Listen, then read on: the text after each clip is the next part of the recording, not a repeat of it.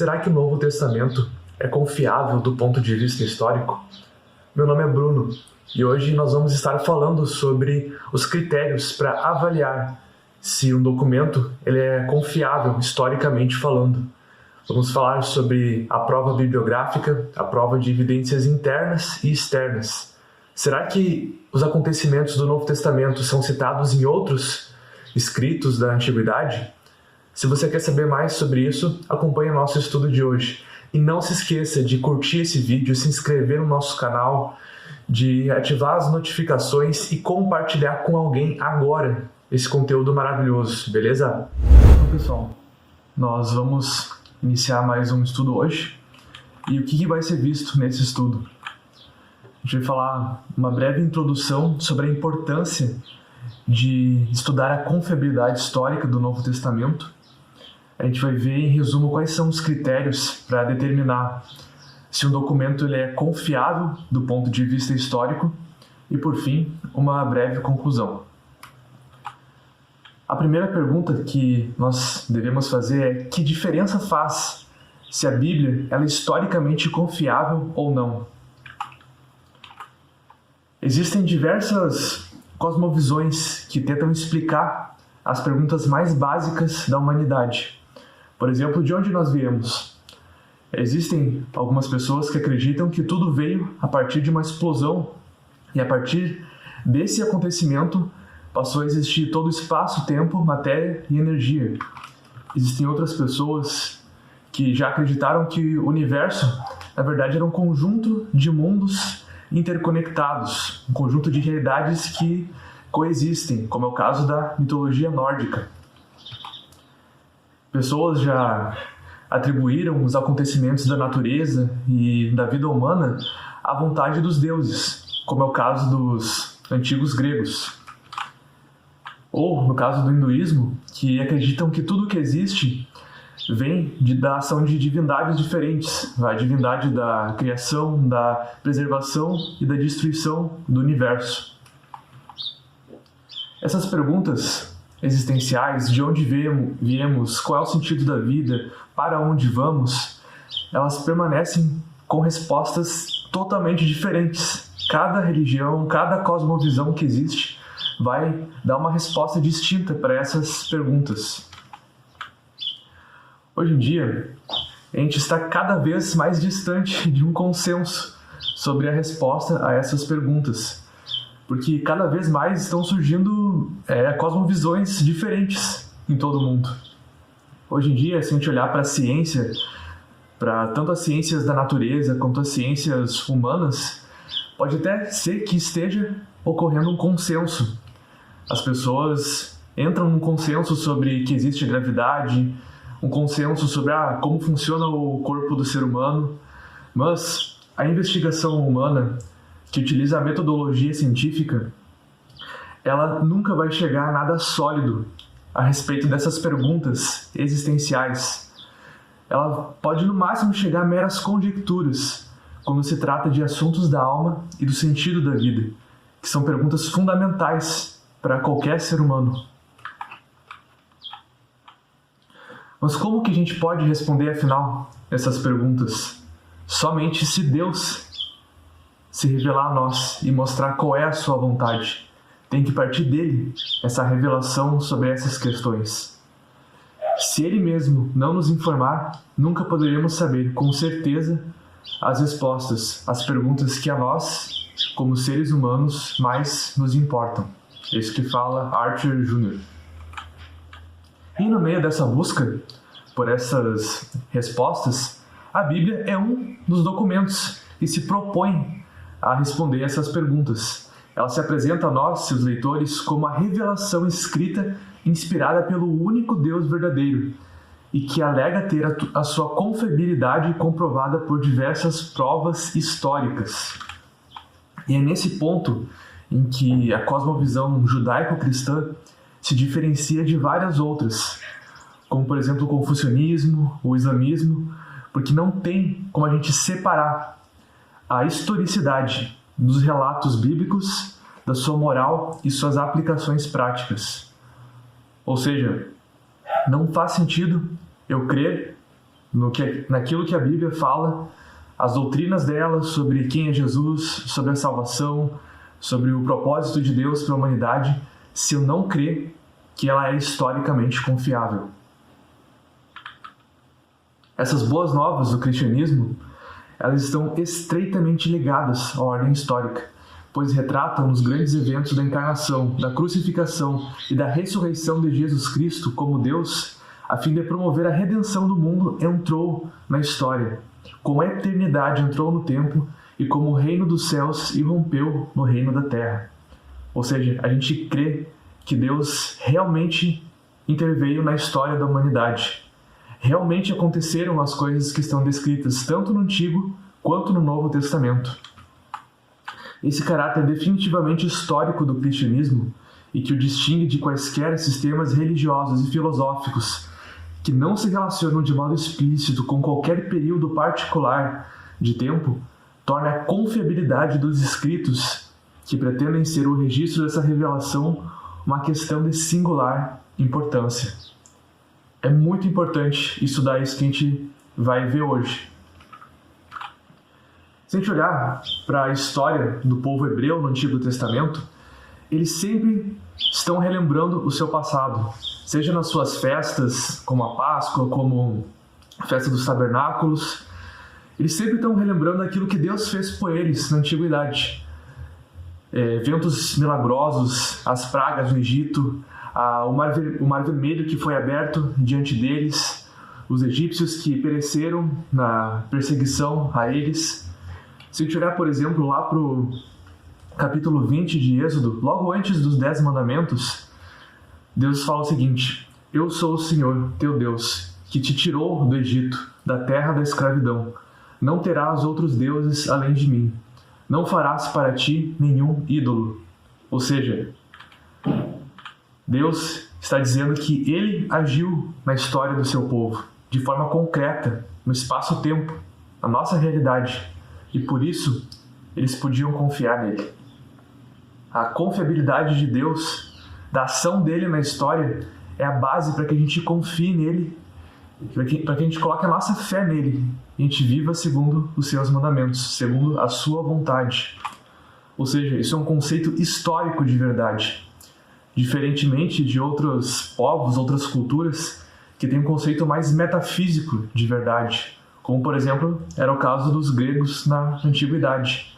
Nós, como cristãos, os judeus, tem essa visão da verdade como algo que se revelou a nós de forma concreta no espaço-tempo. Agora vamos falar dos critérios em si para determinar a confiabilidade histórica do Novo Testamento.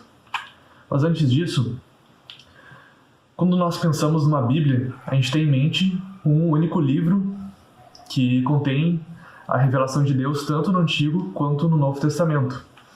Mas a palavra Bíblia, ela vem de biblion, que no grego queria dizer um rolo feito de papiro, que era uma planta cultivada, por exemplo, nas margens do rio Nilo. E a palavra Bíblia quer dizer vários biblions, entre aspas. Ou seja, a Bíblia que nós temos em mão, tanto o Antigo quanto o Novo Testamento, é um conjunto de vários escritos diferentes. E a palavra Biblion vem da antiga cidade fenícia de Biblos. E quais são os materiais utilizados para escrever o que nós temos hoje como a Bíblia? Foi utilizado o papiro, como é citado lá em 2 João 12, além do pergaminho, que eram peças de couro em que era feita a escrita dos documentos, como citado por Paulo lá em 2 Timóteo 4,13. Além, obviamente, da tinta e pena, que também João cita lá em 3 João 13. Esses eram os materiais utilizados na época do século I e que provavelmente foram nesses materiais, utilizando esses meios, que foram escritos os documentos originais do Novo Testamento. E quais eram os formatos utilizados? O rolo e o códice. O códice é uma espécie de precursor dos nossos atuais livros, em que as páginas eram colocadas em sequência. Alguns exemplos de códices famosos é o Códice Vaticano, que está na Biblioteca do Vaticano, em Roma, e o Códice Sinaítico, que está no Museu Britânico. Mas por que é importante a gente ter essas coisas em mente? Porque imaginem a dificuldade que era para alguém fazer uma cópia manual, não existia imprensa, de algum documento. Então, antigamente, o pessoal tinha o costume de pegar um texto que era importante e fazer cópias dele, para que esse texto fosse preservado ao longo do tempo, para que ele não se perdesse, para que ele não se degradasse. E foi o que aconteceu com o Novo Testamento. Foram feitas diversas cópias dos livros originais do Novo Testamento. Só que, atualmente, a gente não tem acesso aos autógrafos, ou seja, ao documento original de cada um dos livros do Novo Testamento. A gente tem apenas as cópias. Isso vale não só para o Novo, como também para o Antigo Testamento. Mas e aí, como é que a gente vai saber o que realmente estava escrito nos textos originais? Na verdade, a gente determina a confiabilidade histórica de um documento com base nas suas cópias que chegaram até nós. Com base nas cópias dos documentos do Novo Testamento e também do Antigo, a gente reconstrói, tenta chegar o mais próximo possível do que Paulo, do que Pedro, do que João, todos os escritores, eles realmente escreveram nos seus documentos originais. Do que é constituído o Novo Testamento? Os primeiros livros são os chamados Evangelhos, que contam de forma resumida o ministério da vida de Jesus aqui na Terra, com foco especial na sua última semana de vida em Jerusalém, incluindo a sua morte e sepultamento. O livro histórico de Atos, que vai falar as primeiras décadas ali da história dos cristãos e a expansão do cristianismo no Império Romano. As epístolas de Paulo, as epístolas gerais e, por fim, o livro escatológico, que é o Apocalipse. Essa é a estrutura dos documentos que constituem o Novo Testamento. E o nosso foco nesse estudo vai ser esses primeiros 5 livros, os 4 Evangelhos e o livro de Atos, porque eles são os livros que têm narrativas históricas que são passíveis de serem avaliadas pelos critérios de confiabilidade. Mas a pergunta é, como que se determina a confiabilidade de um documento histórico? Aqui a gente não está falando de algo que é possível ser reproduzido várias vezes. Se, por exemplo, eu for para um laboratório e eu quiser ver a resistência de um bloco de concreto, eu posso pegar vários bloquinhos, colocar eles numa prensa e fazer a média dos resultados. Eu posso repetir o mesmo experimento. Mas na história nada se repete. Nunca vai se repetir aquilo que Jesus fez quando ele esteve entre nós. Nunca vai se repetir qualquer acontecimento que houve algum dia na história. Então, como que a gente avalia se algo é realmente confiável ou não? A gente usa alguns tipos de provas para isso. E para ilustrar essas provas, usem um pouco a imaginação de vocês agora. Imaginem que aconteceu um crime perto aí de onde vocês moram. E vocês viram esse crime ocorrendo. Ou seja, vocês foram testemunhas oculares desse crime. Só que ninguém filmou o que aconteceu. Não tem um registro que só olhar para as câmeras que a gente vê o que aconteceu. Não. Só tem testemunhas oculares desse crime. E tu, para não esquecer o que aconteceu, tu passa tudo para um caderno, por exemplo. Tu escreve à mão tudo aquilo que tu viu naquela ocasião. E mais tarde tu envia os teus manuscritos para serem publicados em um jornal. Então, tendo em vista essa analogia que eu fiz, imaginem agora os discípulos. Imaginem agora as pessoas que viveram lá no século I. Elas presenciaram acontecimentos relativos à vida de Jesus, aos primeiros anos da história da igreja, fizeram um relato por escrito desses acontecimentos E a partir desse relato original foram feitas cópias. A prova bibliográfica, ela vai responder a seguinte pergunta: o escrito original, o autógrafo, ele foi fielmente reproduzido? Será que no jornal ali, eles realmente passaram aquilo que tu escreveu no teu texto? Agora falando do Novo Testamento, será que o que nós temos hoje na nossa Bíblia é realmente aquilo que foi escrito lá no século I pelos apóstolos, pelos que escreveram os textos? A segunda prova é das evidências internas. Será que essa testemunha ocular, ela é confiável? Será que ela realmente foi uma testemunha ocular ou ela inventou tudo aquilo?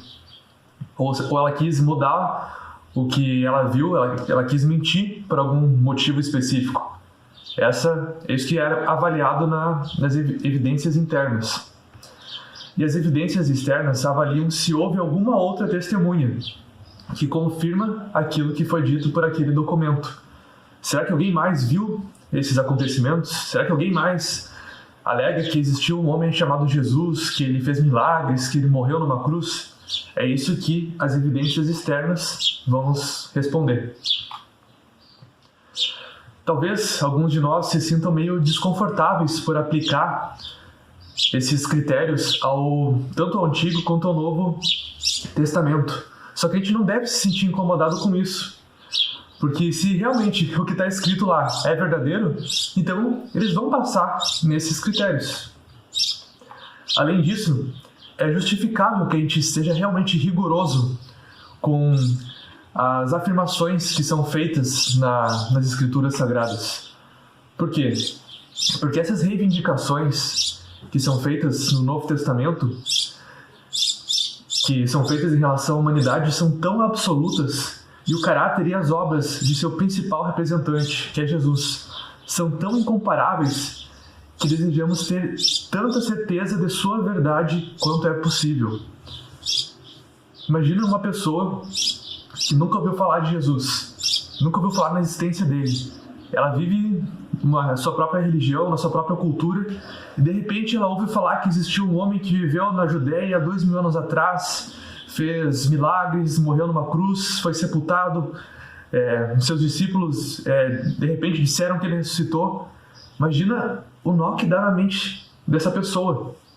Essas afirmações são muito sérias. Elas mudam a cosmovisão, mudam tudo, toda a forma de alguém pensar. Então é muito importante que a gente se certifique de que realmente é verdade. Agora, é importante diferenciar essas duas frases. A primeira delas é: o Novo Testamento é historicamente confiável. A segunda é: o Novo Testamento é divinamente inspirado. São duas coisas distintas. Existem muitos documentos que são confiáveis do ponto de vista histórico, mas nem por isso eles são divinamente inspirados. Por outro lado, se a mensagem de Deus para nós foi corrompida ao longo da história, então o propósito de Deus de se revelar ao homem de maneira especial por meio de sua palavra em diferentes épocas e lugares do mundo foi frustrado. Assim, a confiabilidade histórica das Escrituras é condição necessária para a transmissão da revelação especial divina. Ou seja, se Deus realmente deixou para nós, de todos os povos do mundo, todas as épocas, um documento que expressa a sua vontade, que expressa os seus mandamentos e como ele agiu na história, então é uma condição necessária para isso, que esses documentos sejam confiáveis do ponto de vista histórico. Agora vamos para a primeira das provas, a prova bibliográfica. Quais são as perguntas que têm que ser respondidas nessa etapa? A primeira delas é: quantos manuscritos sobreviveram ao longo do tempo? Quanto mais cópias existirem, mais confiável vai ser a reconstrução do texto original. Segunda pergunta é: qual é o intervalo de tempo entre o texto original e as cópias existentes? Quanto menor for esse intervalo, maior é a confiabilidade da transmissão.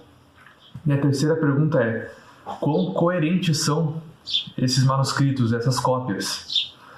Se eles são muito diferentes entre si, então a gente percebe que houve ruído no processo de transmissão da mensagem, o que é algo indesejado do ponto de vista histórico. Sobre o Novo Testamento, existem 5.989 manuscritos gregos catalogados, segundo dados de outubro de 2020 desse instituto alemão. E sobre o intervalo de tempo entre o original e as cópias, menos de uma geração se passou até que esses registros fossem copiados, até que fossem feitas as cópias mais antigas. Agora, será que isso é algo bom? Será que isso indica que é confiável o Novo Testamento? Para que a gente tenha uma noção disso, vamos comparar o Novo Testamento com outros documentos da Antiguidade. Aqui nessa figura, a gente tem na parte de cima o espaço de tempo em anos entre o original e as primeiras cópias. E na parte de baixo, a gente tem o número de cópias manuscritas. Então, se nós compararmos, por exemplo, o Novo Testamento com os textos de Homero, Demóstenes, Heródoto, Platão, grandes nomes da civilização grega e romana da Antiguidade, a gente vai ver que existem, em média, 25 anos entre o texto original, o autógrafo do Novo Testamento e as primeiras cópias. Ao passo que demoraram 500 anos para que os escritos de Homero fossem copiados, 1.400 anos os escritos de Demóstenes, os escritos de Platão, 1.200 anos. Ou seja, o Novo Testamento demorou um tempo muito pequeno, muito pouco tempo se passou entre o escrito original e as suas primeiras cópias.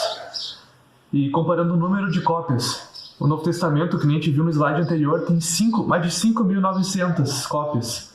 Essa figura aqui já é de alguns anos anteriores. Está um pouco desatualizada. Por exemplo, os escritos de Homero têm 643 cópias manuscritas. De Platão tem só 7 cópias manuscritas. Ou seja, nenhum documento da Antiguidade supera o Novo Testamento em relação ao intervalo entre o original e as primeiras cópias e em relação ao número de cópias. Percebam como o Novo Testamento ele se destaca de qualquer outro documento da Antiguidade.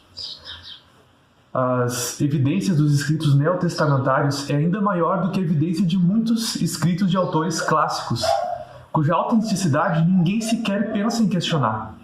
Se o Novo Testamento fosse uma coleção de escritos seculares, a autenticidade desses documentos teria ampla aceitação a respeito de qualquer dúvida. Existe alguém que duvida que Júlio César existiu? Existe alguém que duvida que esses outros escritores não eram confiáveis? Mas tem um monte de gente que duvida do Novo Testamento. É algo um tanto curioso isso, né? Até do ponto de vista histórico. A gente está falando aqui da ciência da história. Até olhando por essa lente, o Novo Testamento ele é confiável. Existiu um grupo de pesquisadores em meados do século XIX, dessa escola alemã de Tübingen, que começou a defender que os documentos neotestamentários eles teriam sido redigidos mais tardiamente, na segunda ou terceira década do século II. Mas, à medida que foram mais evidências sendo descobertas, o pessoal chegou à conclusão de que realmente o Novo Testamento foi escrito ainda no século I da nossa era. Esses são dados que vão constantemente se atualizando. Que nem vocês viram no slide primeiro, eu mostrei um dado de 5.900 cópias. Só desse slide para o slide seguinte, a gente vai ver quantas cópias a mais foram descobertas.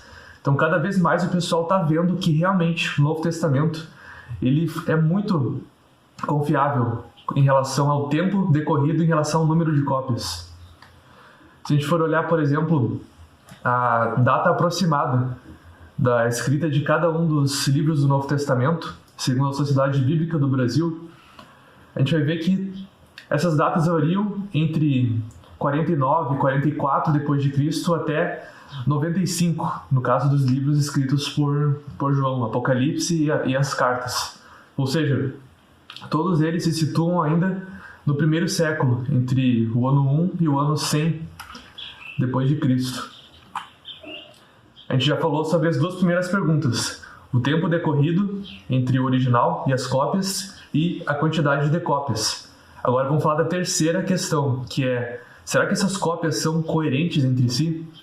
E é importante a gente falar sobre o conceito de variante. O que é uma variante?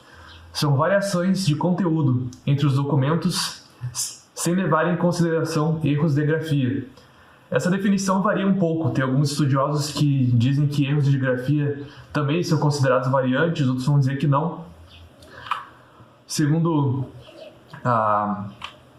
o BS5, que é um documento usado internacionalmente para estudar o Novo Testamento grego, o Novo Testamento tem ao todo 138.150 palavras ao longo dos seus 27 livros. Segundo Gurry, no seu artigo de 2015, o Novo Testamento tem 500.000 variantes. Aí vocês perguntam, como que isso é possível? O Novo Testamento, então, tem mais variantes do que palavras? Lembre-se de que cada cópia diferente da outra é uma variante a mais. Então, se o mesmo versículo ele se apresenta de 10 maneiras distintas, são 10 variantes. Aí vocês perguntam, tá, mas e como que a gente afirma que ele é confiável se existe tanta variação entre as cópias? Nenhum outro documento da antiguidade tem tantas cópias. Então é natural que o Novo Testamento tenha mais variantes. Óbvio que os escritos de Platão não vão ter tantas variantes. Não houveram tantos manuscritos, não houve tantas cópias quanto o Novo Testamento. Então, em primeiro lugar, o Novo Testamento tem tanta variante porque ele tem muitas cópias. É impossível fazer uma comparação com outros documentos da antiguidade, porque, que nem a gente viu, nenhum documento foi tão copiado quanto o Novo Testamento. A ciência e ao mesmo tempo a arte voltada para determinar as palavras do texto original é a crítica textual. E segundo essa ciência da crítica textual, nem todas as variantes são iguais. Ou seja, existem só algumas variantes que realmente importam, que realmente interessam para determinar a confiabilidade de um texto. E são as variantes que são ao mesmo tempo significativas e viáveis. Significativa significa algo que é relevante para a crítica textual. Tem muitas variações de significado que não muda praticamente nada, se for uma opção ou outra. E uma variante viável é aquela que tem uma reivindicação de autoridade plausível, ou seja, são manuscritos que realmente a gente sabe que são confiáveis, que trazem aquela variante. Essas variantes, se a gente colocar elas num gráfico, no eixo X horizontal, a gente tem se ela é significativa, e no eixo vertical Y a gente tem se ela é viável ou inviável. As variantes que são ao mesmo tempo viáveis e significativas estão nesse quadrante representado pela letra D. Ou seja, são aquelas variantes que realmente poderiam trazer algum desafio na nossa interpretação do Novo Testamento. Nesse grupo existem 1.392 variantes. Ainda parece ser bastante coisa, né? Mas se a gente olhar mais de perto esse grupo de variantes, o OBS, as Sociedades Bíblicas Unidas, estimam que apenas 0,007% dessas variantes tem alguma maior dificuldade. A gente já foi de 500.000 variantes para pouco mais de 1.000, e agora a gente diminuiu mais ainda o número de variantes que realmente interessam. E essas variantes, elas não comprometem o conteúdo doutrinário do Novo Testamento e podem ser facilmente contornadas quando a gente analisa os manuscritos. Se a gente olhar, por exemplo, o texto de João 6,69, existem algumas variantes desse texto. A primeira dessas variantes diz: nós cremos e sabemos que és o Santo de Deus. A outra variante diz: Cristo, Filho de Deus. A outra variante: Filho de Deus. A outra diz: o Cristo. Outra variante diz: o Cristo, o Santo de Deus. E outra variante, diz: o Cristo, o Filho do Deus vivo. A pergunta é: será que essas opções, alguma delas compromete as verdades acerca de Jesus? Na cosmovisão cristã, nós cremos que Cristo ele é santo, ele é o Filho de Deus, nós cremos que ele é o Filho do Deus vivo, então essas variantes não mudam nada na nossa doutrina acerca de Jesus Cristo. Mesmo que haja variantes significativas e viáveis, nenhuma alternativa compromete as doutrinas fundamentais do cristianismo. Então, se algum dia vocês ouvirem, mas o Novo Testamento tem muita... os manuscritos se corromperam, eles não concordam entre si, beleza. Só que essas diferenças, elas não mudam em nada o conteúdo fundamental do Novo Testamento.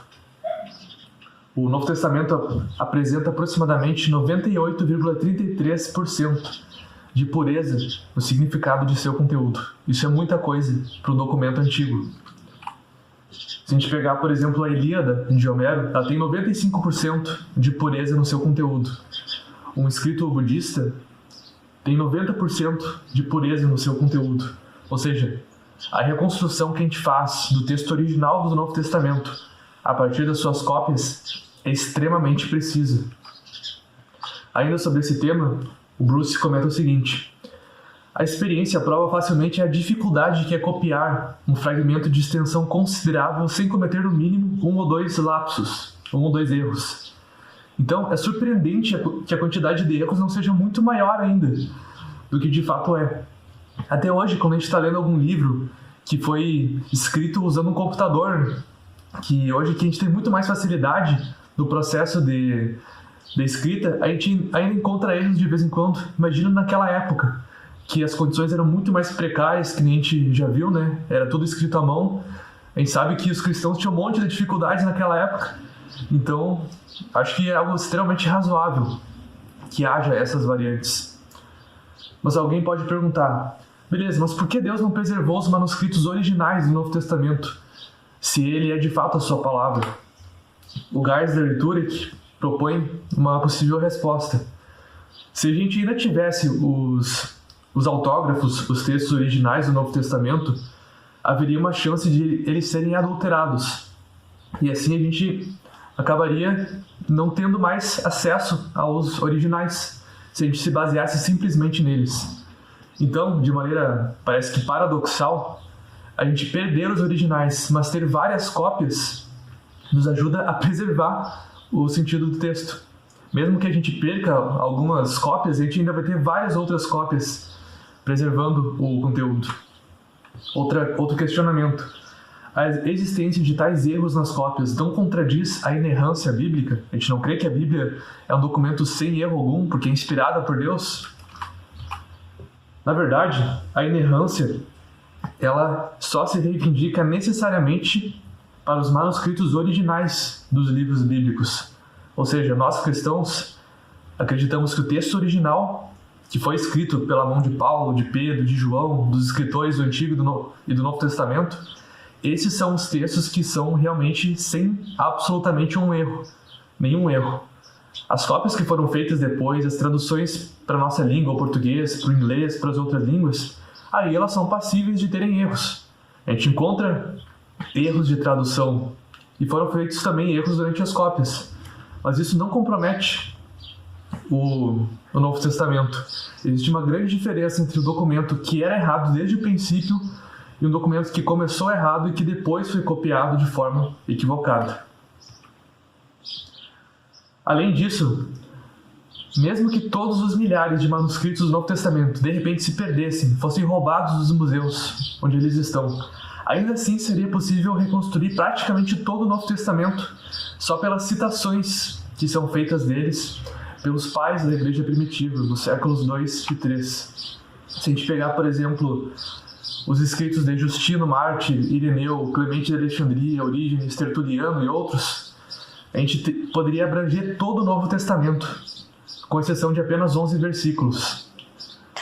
E a gente poderia, ou seja, mesmo assim a gente ainda poderia saber o que estava escrito em todos os livros do Novo Testamento, ou praticamente todo o Novo Testamento, só com base no que esses homens citaram dele. Agora vamos para a segunda prova da confiabilidade histórica do Novo Testamento, a prova de evidências internas.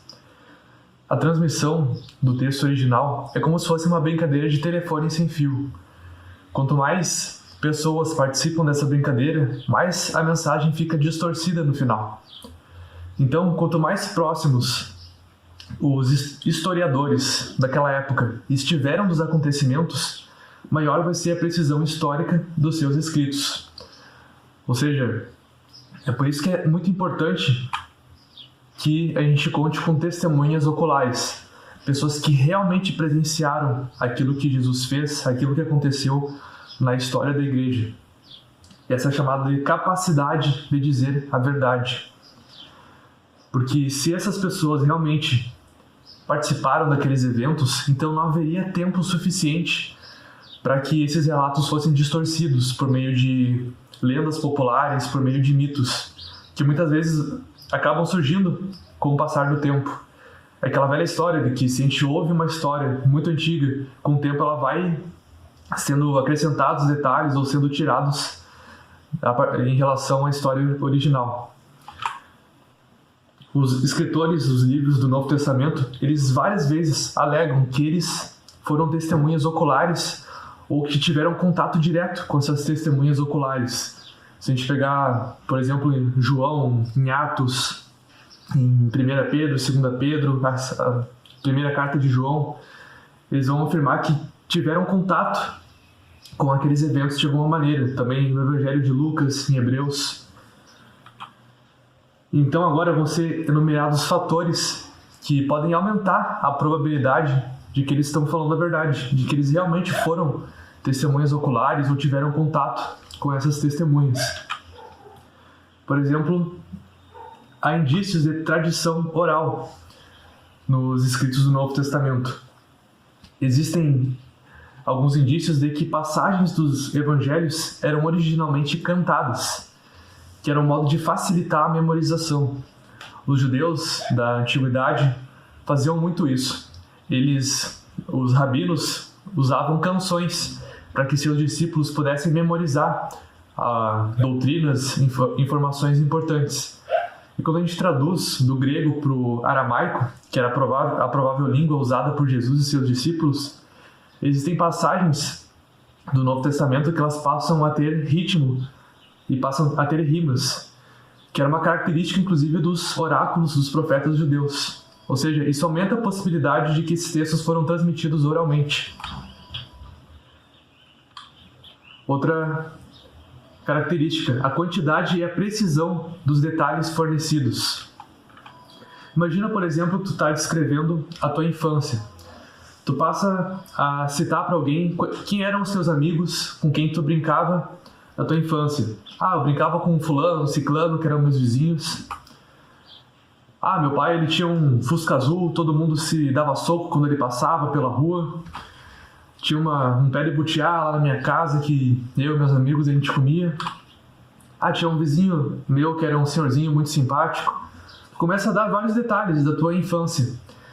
Se tu começar a falar detalhes que eram verdadeiros, as pessoas vão acreditar em ti. Agora imagina que tu fala, eu conhecia tal pessoa, aquela pessoa nem era mais viva na época. Tu fala, tinha tal árvore na minha casa, nem tinha essa árvore. Aí o pessoal vai começar a achar que tu tá inventando a história, né?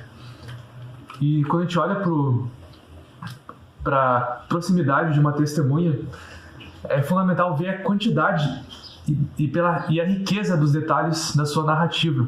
Se ela começar a acertar em todos os detalhes que ela fala, é muito provável que ela presenciou aquilo. É muito mais difícil tu acertar esses detalhes se tu estiver inventando a história. É muito mais fácil que a tua mentira seja descoberta. Assim, o Novo Testamento ele também é um documento cheio de detalhes sobre lugares, sobre pessoas que realmente existiram na história e que são comprovados por outras fontes. Esse estudioso, Colin Hammer, ele apontou 84 fatos que Lucas ele descreve nos últimos 16 capítulos do livro de Atos e que são confirmados por conhecimentos geográficos, culturais e outros documentos da mesma época. Alguns exemplos.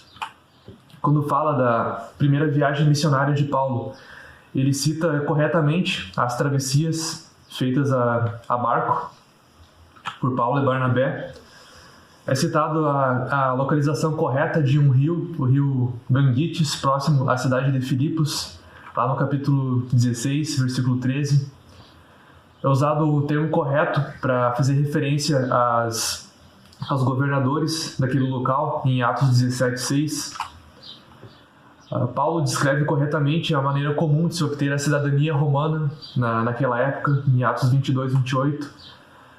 Lá em Atos 27:16, a riqueza de detalhes sobre as manobras adequadas para a segurança do navio. Ou seja, são vários detalhes que todos eles fazem sentido historicamente falando. E quando a gente começa a somar tudo isso, aumenta a probabilidade de que era realmente verdade. Outro fator é a presença de detalhes embaraçosos. Quando alguém está narrando uma história e ele começa a falar fatos comprometedores para si mesmo, fatos embaraçosos, isso normalmente mostra que ele está falando a verdade. Quem é que vai inventar falhas sobre si mesmo, algo que pode afastar as pessoas de si mesmo, pode diminuir a sua reputação? Se a gente olhar, por exemplo, para os 12 apóstolos, eles mesmos escrevem que eles não entendiam o que Jesus falava muitas vezes. Jesus falava uma coisa, eles entendiam outra. Eles mesmos descrevem a sua própria apatia. Eles descrevem a sua covardia. Eles abandonaram Jesus quando ele foi preso. Eles duvidaram quando foi anunciado que Jesus tinha ressuscitado. Eles mesmos escrevem sobre seus próprios defeitos. Mais ainda, sobre o próprio Jesus são incluídos alguns detalhes embaraçosos, como, por exemplo, ele foi considerado como fora de si pelos seus próprios familiares. Ele foi chamado de enganador. Foi abandonado por muitos de seus seguidores, deixaram de ser discípulos dele. Foi chamado de beberrão. Foi chamado de endemoniado. Foi chamado de louco. Teve seus pés enxugados por uma prostituta, que era algo que poderia ser mal compreendido naquela época. E foi condenado a uma morte humilhante, que era a cruz, e que também é símbolo da maldição divina. Todos esses detalhes foram incluídos sobre Jesus. Será que se eles quisessem pintar um quadro atraente do seu mestre, do seu Messias, eles iriam incluir todos esses detalhes? Outro fator importante é o apelo a testemunhas hostis. Era muito fácil para os opositores do cristianismo questionarem as afirmações dos discípulos e falar: não, isso que vocês estão falando é mentira, porque eles também presenciaram aqueles fatos. E romanos, judeus, existiam vários grupos que eram tremendos opositores do cristianismo. Os judeus se opunham aos discípulos porque eles negavam a divindade de Jesus. Os romanos não gostavam nada dos cristãos porque o cristianismo afrontava o seu estilo de vida, afrontava o seu politeísmo. Só que os discípulos, eles chegavam diante dos seus adversários e diziam: você não pode negar o que estou dizendo, porque todos sabem disso. Era essa a defesa dos discípulos quando eram levados para julgamentos, quando eram levados para tribunais. Então eles tinham muita certeza de que era verdade, eram verdadeiras as suas afirmações. Mas alguém pode dizer: mas ao longo da história várias pessoas já morreram pela sua cosmovisão, pela sua fé. Os cristãos já morreram, vários deles ao longo da história, por acreditarem que o cristianismo é verdadeiro. Mas por várias outras ideologias, por várias outras religiões, pessoas já morreram também. Então, é óbvio que alguém já morreu por uma mentira ao longo da história. É impossível que todos eles estejam falando a verdade. Alguém tem que estar enganado em tudo isso. Não é possível que todos esses acontecimentos, todas essas cosmovisões sejam verdadeiras. Mas não é nada razoável que alguém morra por uma mentira sabendo que aquilo é uma mentira. Os homens que caminharam com Jesus, eles saberiam se Jesus realmente existiu ou não, se ele fez o que ele fez ou não, se ele morreu e ressuscitou ou não. Mas para mais detalhes acerca disso, isso vai ser fornecido no estudo sobre a ressurreição de Jesus. Alguém pode fazer a seguinte objeção: como que a gente pode confiar na objetividade de testemunhas que foram seguidores de Jesus? Eles não foram tendenciosos? Olha, isso aí é uma falácia genética. Ou seja, tu rejeitar uma ideia só por causa da sua origem não faz nenhum sentido. A gente está querendo saber se é verdadeiro aquilo que eles afirmaram ou não. O que está em jogo é se o escrito do Novo Testamento é verdade ou não. Se essa verdade chega até nós por discípulos de Jesus ou por outras pessoas, isso não altera em nada a dimensão lógica, a veracidade dos acontecimentos. Se a gente olhar, por exemplo, para os sobreviventes do Holocausto, eles viveram intensamente aqueles acontecimentos. Eles têm uma opinião forte sobre aqueles acontecimentos. Mas a gente não vai negar o que eles estão dizendo só porque eles têm um lado emocional, uma influência emocional daquilo que eles estão falando. Na verdade, por eles terem vivido aquilo, esse mesmo fato os coloca na melhor posição para saber o que aconteceu. Assim também com os discípulos de Jesus. Eles caminharam com ele, eles presenciaram aqueles fatos, então eles devem ser ouvidos. Na verdade, tal comprometimento dessas testemunhas levou elas a serem mais zelosas ainda na transmissão dos seus relatos, para que eles fossem fielmente passados para outros lugares, para outras épocas. Na verdade, se a gente fosse duvidar de um documento, sempre por ser, porque as pessoas que escreveram foram tendenciosas, então nada seria confiável, nenhum documento seria confiável, porque nem ateus, nem cristãos, nem qualquer outra pessoa são completamente neutras sobre aquilo que escreve. Todo mundo está levando seus pressupostos, suas convicções. Então essa objeção não se sustenta. Outra possível objeção: o fato de haver referências históricas em um documento não faz com que tudo o que está escrito seja verdadeiro. É verdade, a gente vê filmes, séries que tem uma contextualização histórica. Tu pega, Crown, tu pega a novela sobre Gênesis. Elas se baseiam em relatos históricos, mas tem também o elemento de ficção. Só que essa objeção, ela não explica como tantas testemunhas em contextos diferentes tem um testemunho que converge em direção à mesma narrativa. Seria necessária uma grande conspiração durante décadas entre 9 diferentes autores para mascarar essa realidade. Então essa objeção também não é plausível. Uma outra objeção: os escritores do Novo Testamento apresentam detalhes divergentes entre si. Alguns exemplos: havia 1 ou 2 endemoniados gadarenos. O Evangelho de Mateus traz uma informação e Marcos traz outra. O galo cantou 1 ou 2 vezes quando Pedro negou a Jesus. Havia 1 ou 2 anjos no túmulo de Jesus. Aqui são alguns exemplos de aparentes divergências entre os evangelhos. Só que essas divergências, elas não implicam em uma contradição. Além disso, essas divergências são naturais quando nós consideramos diferentes testemunhas oculares. Se a gente pega uma notícia de uma manifestação, por exemplo, o número de manifestantes, segundo a polícia militar, era 30 mil pessoas. O número, segundo os organizadores do evento, era de 1 milhão de pessoas. É muito comum a gente ver essas divergências, até mesmo nos dias de hoje. Então, a mesma notícia, o mesmo acontecimento, ele é transmitido, é contado de ângulos diferentes. Na verdade, se os relatos fossem completamente idênticos nos evangelhos, sem nenhum detalhe distinto, aí sim haveria uma suspeita justificável de que, na verdade, não são testemunhas independentes. Elas combinaram entre si para fornecer a mesma versão dos fatos. E agora, por fim, vamos para o último dos critérios, que é a prova de evidências externas. É de se esperar que um evento público realmente importante, como é o caso do início do cristianismo, ele também tenha sido presenciado por outras evidências históricas, por outras pessoas. E aí se inclui também os sítios arqueológicos, que mostram que realmente existiram aqueles lugares citados. Aí se incluem outros documentos escritos. Se a gente for analisar algumas das evidências arqueológicas, temos, por exemplo, o tanque de Betesda, citado lá no capítulo 5 de João, onde Jesus realizou um dos milagres. É um dos sítios citados que podem ser determinados com maior grau de certeza.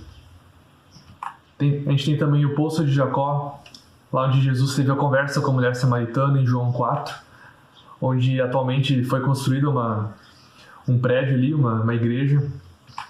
A gente tem o tanque de Siloé, citado em João 9, que também até hoje é bem conhecido lá em Israel. O pavimento de pedra é citado em João 19, onde foi feito o julgamento de Jesus, onde hoje é acessível a pessoas que querem conhecer. Existe uma inscrição citando Erasto, que Paulo escreve sobre ele em Romanos 16, 23, lá na cidade de Corinto, que diz: Erasto, curador de edifícios públicos, construiu este pavimento às suas próprias expensas. Há uma grande possibilidade de que se refira à mesma pessoa. Alguns outros exemplos de evidências arqueológicas. Um ossuário, que era um recipiente onde eram guardados os restos mortais, que data aproximadamente do ano 50 depois de Cristo e contém uma oração dirigida a Jesus, ou seja, não se passaram muitos anos desde os acontecimentos da vida de Cristo. Uma inscrição que indica a localização possível da sinagoga em Corinto, onde Paulo teve um debate com judeus e gregos, lá em Atos 18. Uma inscrição e um altar de pedras dedicados a Zeus e a Hermes em Listra. Lá em Atos 14 vai falar que aquele povo realmente cultuava essas figuras. São só alguns exemplos de evidências arqueológicas. Além disso, nós temos também evidências em outros escritos da Antiguidade. Existem pelo menos 9 fontes não cristãs, até 150 anos depois da morte de Cristo, que fazem referência ao que a gente vê nos Evangelhos e no livro de Atos. Agora a gente vai falar de cada uma delas. Em primeiro lugar, o Talmud. O Talmud é nada mais do que uma compilação de traduções judaicas registradas desde a destruição de Jerusalém em 70 depois de Cristo. A sua citação mais antiga sobre Jesus é essa aqui. Na véspera da Páscoa, eles penduraram Yeshu. E antes disso, durante 40 dias, o arauto proclamou que ele seria apedrejado, por prática de magia e por enganar Israel e fazê-lo desviar-se. Quem quer que saiba algo em sua defesa, venha e interceda por ele. Mas ninguém veio em sua defesa e eles o penduraram na véspera da Páscoa. Yeshu pode ser uma referência ao nome hebraico de Jesus, que é Yeshua. Claro que tem detalhes aqui que não estão de acordo com os relatos bíblicos, mas tem outras informações que são muito importantes. Por exemplo, na véspera da Páscoa, cita que um determinado homem, chamado Yeshu, foi pendurado, que pode ser uma referência à sua crucificação. A gente tem também um dos exemplos mais famosos, que é Flávio Josefo, que foi um revolucionário judeu que depois passou para o lado romano, lá no século I. E na antiguidade dos judeus, ele fala o seguinte: por essa época surgiu Jesus, o homem sábio, se é que é correto chamá-lo de homem, pois operava obras maravilhosas. Tornou a aparecer-lhe vivo ao 3º dia, tal como os profetas de Deus haviam predito essas e mais 10.000 outras coisas a seu respeito. Josefo, até onde se sabe, não era cristão. Ele faz essa citação acerca de Jesus. Ele fala que ele era um homem sábio que fazia algum tipo de obra considerada como maravilhosa e que 3 dias depois da sua morte ele tornou a aparecer vivo, de acordo com as profecias a seu respeito. Vejam como existem tremendas testemunhas além do Novo Testamento que falam sobre Jesus naqueles dias, naquelas épocas. Outro exemplo é o historiador Tácito, que quando ele vai falar sobre o incêndio de Roma, atribuído ao imperador Nero, fala o seguinte, que Nero, para acabar com os rumores, acusou falsamente as pessoas comumente chamadas cristãs, que eram odiadas por suas atrocidades, e as puniu com as mais temíveis torturas. Christus, que é Cristo em latim, o que deu origem ao nome cristão, foi condenado à morte por Pôncio Pilatos durante o reinado de Tibério. Claro que ele vai falar mal dos cristãos também, mas percebam os detalhes aqui. Fala que já existia esse grupo de pessoas chamadas cristãs.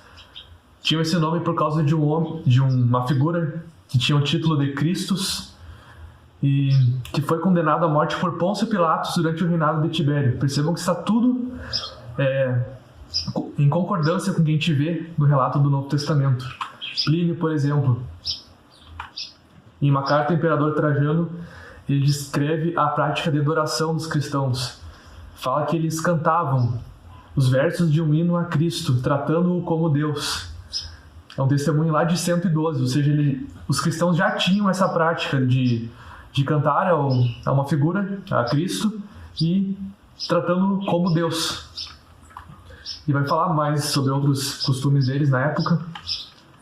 Phlegon, também sendo citado indiretamente, vai falar o seguinte sobre o eclipse que ocorreu na época de Tibério César, em cujo reino Jesus parece ter sido crucificado, e o grande terremoto que aconteceu na época.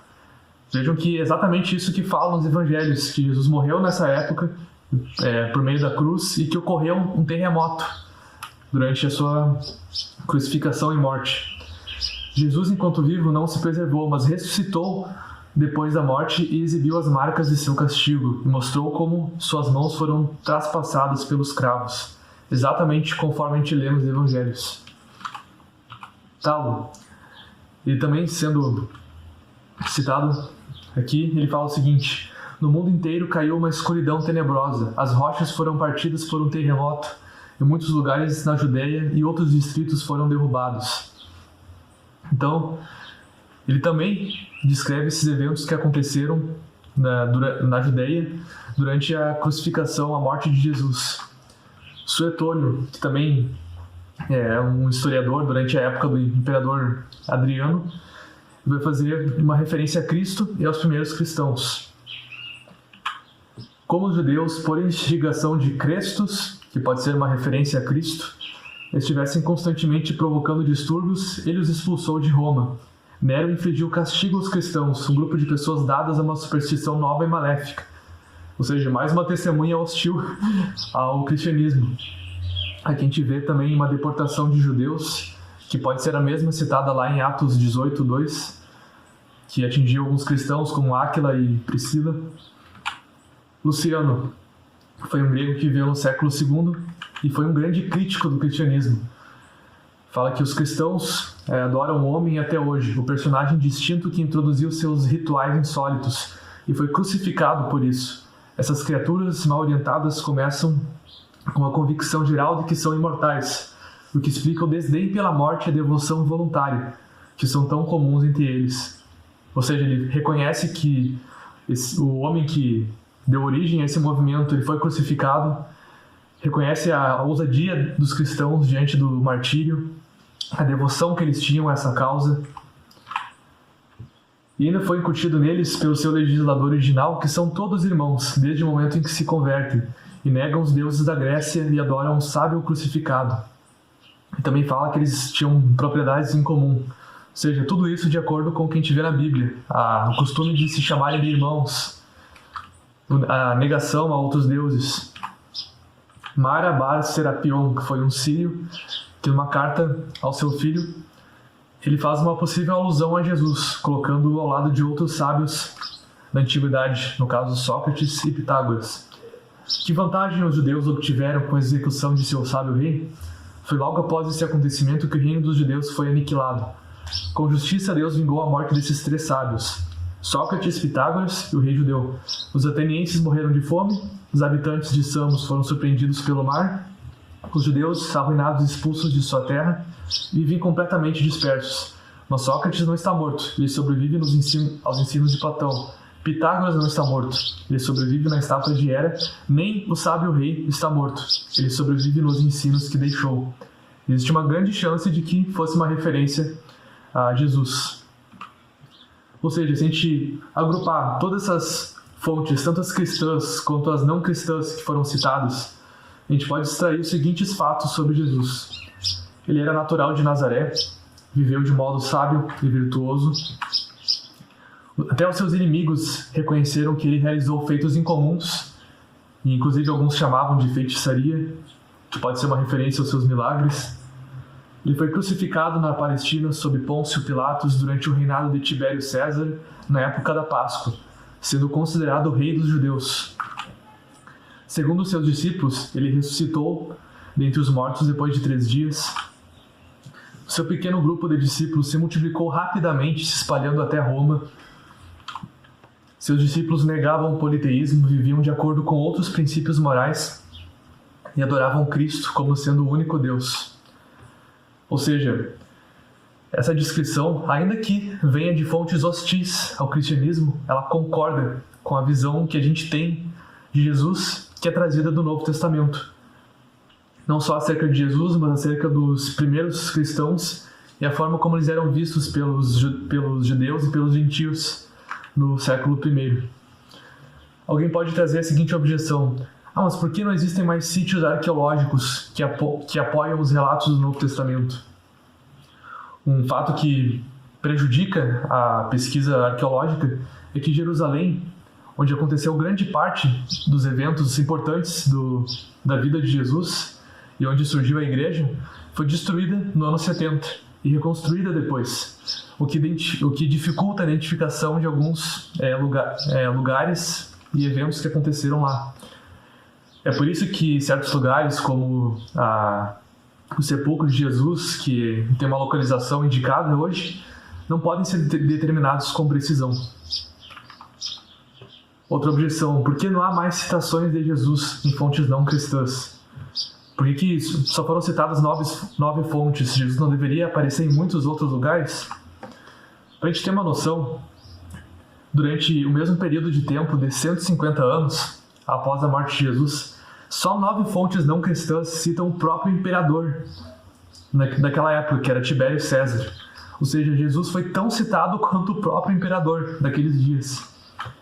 Se a gente incluir todas as fontes, as cristãs também, as menções feitas a Jesus têm uma relação de 43:10 em comparação com as do imperador.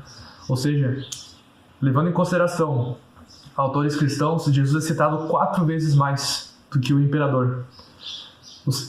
Em conclusão, a quantidade de evidências externas aumenta consideravelmente a probabilidade de que aqueles acontecimentos realmente sejam verídicos. Existem 4 possíveis razões para que o número de fontes não cristãs não tenha sido maior. Em primeiro lugar, é o início humilde do cristianismo. A gente sabe que muitos cristãos, no início da história da igreja, vinham de condições humildes, não tinham um escritório com todos os equipamentos necessários para fazer a cópia de maneira adequada. A localização desses acontecimentos era na Palestina, uma região muito periférica do Império Romano, não estava no centro da civilização naquela época. Grande parte dos historiadores greco-romanos dos escritos se perdeu com o tempo, devido à degradação, à destruição. E, além disso, muitos judeus deram pouca importância aos documentos sobreviventes. Senão, é bem possível que a gente tivesse mais documentos atestando os acontecimentos do Novo Testamento. Mas é muito importante ressaltar que aquilo que chegou até nós já é mais do que suficiente para que a gente considere o Novo Testamento como confiável do ponto de vista histórico. Na verdade, se a gente desconsiderar o Novo Testamento, a gente vai ter que desconsiderar toda a história da Antiguidade, porque, como a gente viu, ele supera todos os outros documentos nesses critérios de confiabilidade que nós vimos até agora. E agora, por fim, vamos para a conclusão. Depois de tudo que a gente comentou nesse estudo de hoje, é importante que a gente não se esqueça de que, por mais que existam evidências, por mais que a gente estude um monte sobre esse assunto, sempre podem aparecer dificuldades, sempre podem aparecer novas dúvidas no nosso estudo sobre essa parte histórica das Escrituras. Por mais que a gente tenha bastante material, é sempre possível que a gente chegue num ponto que a gente não tenha a resposta para algum questionamento. É possível que a gente se depare com algum texto que aparentemente desafia a inerrância bíblica. E como que a gente pode agir nessa situação? A primeira opção é a gente ter reservas quanto às declarações da Bíblia, quanto à sua infalibilidade, até que a nossa dúvida seja esclarecida. Nesse meio tempo, a gente vai ficar em suspense com relação ao escrito mais fundamental da nossa fé. A gente vai ficar num estado de dúvida em relação a tudo aquilo que a gente acreditou. A segunda opção é que, mesmo diante das dificuldades, a gente mantenha a confiança de que se trata de uma impressão, que por meio do estudo, do avanço das pesquisas, tal dificuldade vai ser contornada. Mas, Bruno, isso que tu está falando não é um tipo de obstinação, a falácia de Deus nas lacunas, um subjetivismo lógico e lógico?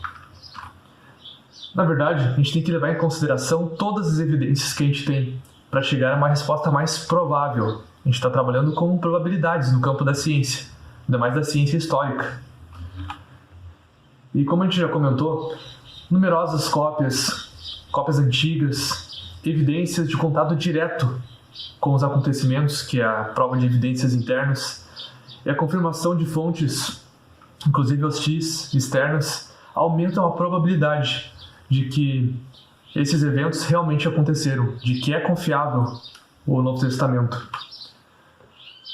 E também é importante nós termos em mente de que as nossas crenças são passíveis de serem falseadas. O que eu quero dizer com isso? Se alguém, algum dia, me apresentar evidências que abalem fundamentos da doutrina cristã, se alguém, por exemplo, conseguir provar que os evangelhos não são confiáveis, ou conseguir mostrar contradições genuínas e completas nas escrituras, principalmente se a gente puder chegar à conclusão de que os autógrafos, os textos originais se contradizem, então seria razoável abandonar a infalibilidade das escrituras. A gente não está falando daquelas aparentes contradições que foram abordadas. Se algum dia alguém conseguir provar que o Novo Testamento não é confiável, aí sim, não haveria sentido eu continuar acreditando nele. Contudo, até o momento ninguém fez isso, e não há indício nenhum de que alguém venha a fazer. Mas beleza, quando surgirem as dúvidas, o que eu tenho que fazer? A gente pode adotar os seguintes procedimentos. Em primeiro lugar, estar completamente convicto de que existe uma explicação ou reconciliação, por causa de tudo que já foi falado. Confiar na inerrância da Escritura, da forma como foram originalmente escritas. Estudar de forma cuidadosa o contexto e a estrutura do versículo para se certificar da intenção original do autor. Fazer uma exegese cuidadosa, estudar as palavras-chave, anotar passagens paralelas, aí entra toda a questão de buscar na língua original, seja grego no Novo Testamento, hebraico no Antigo, harmonizar passagens paralelas, consultar diversos materiais como comentários bíblicos, dicionários, fontes lexicais, enciclopédias, verificar no texto original se há algum erro de transmissão. Muitas vezes a gente pode, como já foi comentado, ter algum erro na nossa tradução para a nossa língua e não se trata de um erro no texto original. E por fim, que já foi também dito, lembrar de que o Novo Testamento é o mais confiável de todos os documentos da Antiguidade. Ele está apoiado sobre milhares de manuscritos existentes. E mais uma recomendação. A gente também tem que lembrar, quando a gente fala sobre as Escrituras, que nós não estamos colocando apenas em jogo a confiabilidade histórica do Novo Testamento. O que está em jogo é confiança em um ser pessoal. Deus se apresenta a nós como um ser pessoal. Citando o Lewis, não confiamos porque um Deus existe, mas porque este Deus existe. Cremos que a intenção dele é criar uma relação pessoal entre ele e nós. A confiança total é o ingrediente nessa relação. Essa confiança não poderia ter espaço para crescer, exceto onde há também espaço para dúvidas. Amar envolve confiar no amado além das evidências, mesmo contra muitas evidências. Nenhum homem que é nosso amigo acredita em nossas boas intenções somente quando elas são provadas. Nenhum homem que é nosso amigo terá pressa em aceitar provas contra ela. Então, muito mais do que a simples visão da apologética. Lembra de tudo aquilo que Deus já fez na tua vida. Lembra tudo que a gente falou já sobre em outros estudos aqui. Questão da epistemologia reformada. Deus fala com a gente diretamente no nosso espírito. Então tudo isso tem que pesar quando a gente for fazer um julgamento, se realmente vale a pena confiar nos escritos neotestamentários ou não. Então, pessoal, é isso aí. Espero que vocês tenham curtido esse estudo. Se tiverem dúvidas, podem deixar nos comentários e não se esqueçam de curtir esse vídeo, de seguirem a nossa página, de compartilharem isso com outras pessoas e manda agora para alguém esse vídeo, compartilhe com outras pessoas todo esse conhecimento. Pode estar ajudando muita gente aí que está passando por dificuldades, beleza? Resumindo o nosso estudo de hoje, a gente falou sobre a importância de estudar a confiabilidade do Novo Testamento. É inseparável a história acerca de Jesus e dos discípulos, da nossa fé enquanto cristãos. A gente viu que o Novo Testamento não é um escrito único, mas é um conjunto de vários manuscritos gregos. Não temos os textos originais, mas dispomos de milhares de cópias desses textos. A gente viu quão precisa é a reconstrução dos autógrafos a partir dessas cópias, por mais que existam várias variantes. Nós vimos que as testemunhas do ministério de Jesus, da história da igreja, são testemunhas que provavelmente foram testemunhas oculares ou tiveram contato direto com elas, devido a vários fatores citados. A gente viu que esses mesmos acontecimentos são também confirmados por sítios arqueológicos, por escritores não cristãos da antiguidade. Então, a partir de tudo isso, a gente vê que o Novo Testamento é mais confiável do que qualquer outro documento antigo. E é totalmente razoável que a gente confie nele.